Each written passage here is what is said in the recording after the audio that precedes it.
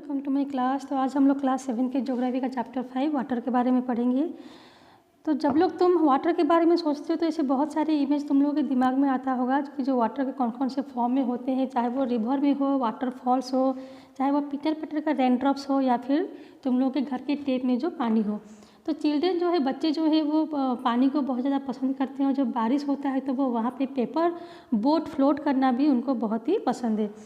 तो जब देखते हैं कि बारिश में जब पानी जमा होता है, हम लोग पेपर बोट खेलते हैं, तो जब सन उगता है और दोपहर हो जाता है तो जो पानी जो है वो वेनिश हो जाता है या फिर वो उड़ जाते हैं। तो ये जो पानी है वो कहाँ जाता है? जो सन होते हैं उनकी हीट इतना ज़्यादा होता है, गर्मी इतना ज़्यादा होता है कि वो पानी को एवापोरेट कर देते हैं। एवापोरेट का मतलब होता है वो एयर में सब चला जाता है, एवापोरेट्स होके। तो जब पानी ऊपर जाता है उसको वेपर बोलते हैं, वाटर वेपर। तो वाटर वेपर ऊपर जाके जब वो ठंडा होता है तो कंडेंस होता है, तो वो धीरे धीरे क्लाउड्स में फॉर्म होता है। और जब क्लाउड्स बनते हैं और उसका जो वाटर ड्रॉपलेट्स बहुत ही ज़्यादा भारी हो जाता है, तो वो in the form of rain, slit और स्नो के हिसाब से वो फिर से नीचे वापस आ जाते हैं। तो the process by which water continuously changes its form and circulates between oceans, atmosphere and land is known as the water cycle.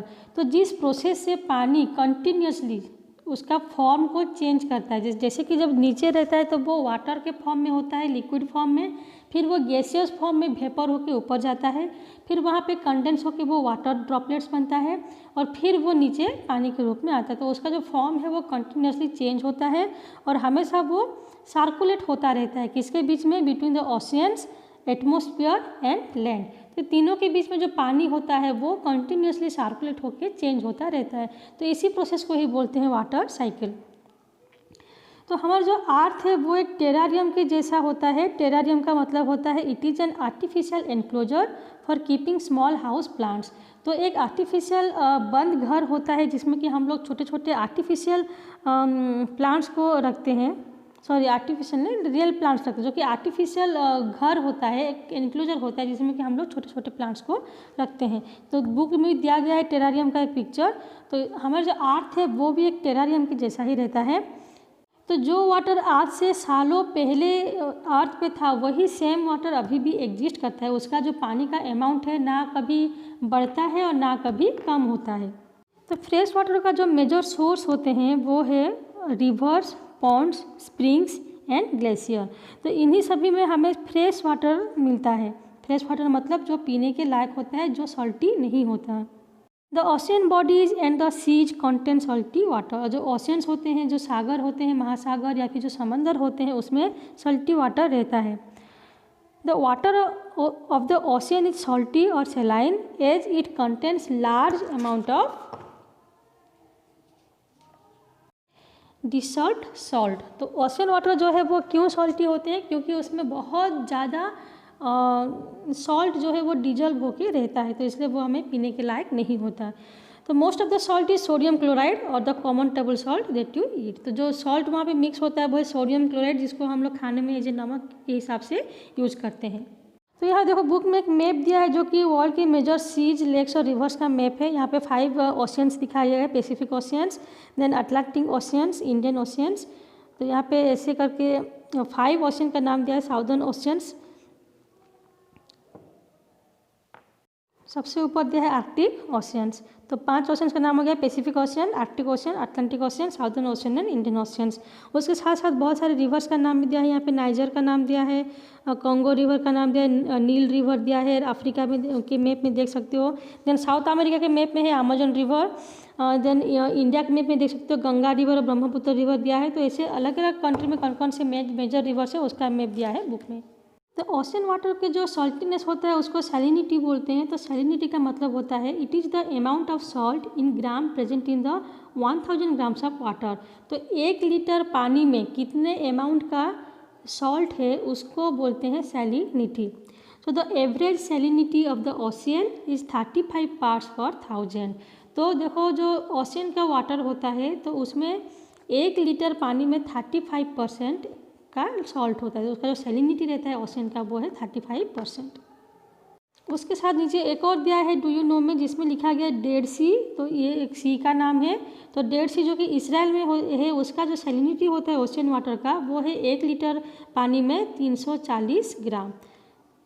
तो जो डेड सी होता है वहाँ पे कोई डूबते नहीं है। जो स्विमर्स होते हैं वो पानी के ऊपर फ्लोट करते हैं, वो तैरते हैं, क्योंकि इसका जो सॉल्ट का अमाउंट इतना ज़्यादा है कि वो पानी को बहुत ही डेंस बनाता है, गाढ़ा बनाता है, जिससे कि कोई भी पर्सन पानी के अंदर तक वो डूबते नहीं है, वो ऊपर ही तैरते रहते हैं। उसके बाद नेक्स्ट देखते हैं डिस्ट्रीब्यूशन ऑफ वाटर बॉडीज। तो हम सब लोगों को पता है कि जो अर्थ का 3/4 पार्ट होता है वो पानी से कवर्ड रहता है। मतलब जो पानी है वो अर्थ में सबसे ज़्यादा है। तो इसके साथ उसके बाद भी जो पानी का स्कैर्सिटी होता है, जो पानी की कमी होती है अर्थ में, वो बहुत ही ज़्यादा होता है किसी किसी कंट्री में। तो ऐसा क्यों होता है? इतने सारे पानी होने के बाद भी हम सब लोगों को पानी का अवेलेबिलिटी क्यों नहीं हो पाता है? क्योंकि अर्थ का जो पानी होता है वो सल्टी वाटर होता है और वो यूजेबल नहीं होता है। तो देखो यहाँ पे एक चार्ट दिया है कि कितने डिस्ट्रीब्यूशन ऑफ वाटर, मतलब कितने परसेंट का जो वाटर होता है वो कहाँ कहाँ डिस्ट्रीब्यूशन होके रहता है। तो ओशियन में जो पानी होता है वो 97.3% है। मतलब अगर पूरे अर्थ के पानी को हम लोग 100% लेंगे तो खाली ओशियन में ही 97% पानी आता है, जो कि सल्टी वाटर है, सलाइन वाटर, किसी काम के नहीं रहता वो। देन आइस केप, जो आइस के हिसाब से रहता है वो है ओनली 2%। ग्राउंड वाटर जो कि नीचे रहता है, हम लोग बोरवेल के थ्रू जिसको निकालते हैं, ग्राउंड वाटर में रहता है 0.68%, मतलब 1% नहीं है, आधा परसेंट रहता है ग्राउंड वाटर।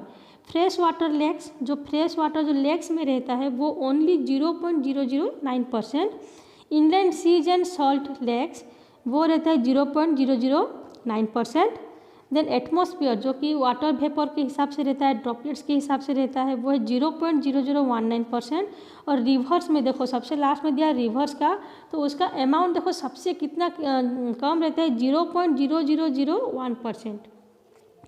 तो इतने सारा जो है वो फ्रेश वाटर है, मतलब सभी को अगर मिलाएंगे तो कितना होगा, ओनली 3%, और 3% से भी कम है फ्रेश वाटर। लेकिन जो सेलाइन वाटर है वो 97% है, तो टोटल हो गया 100%।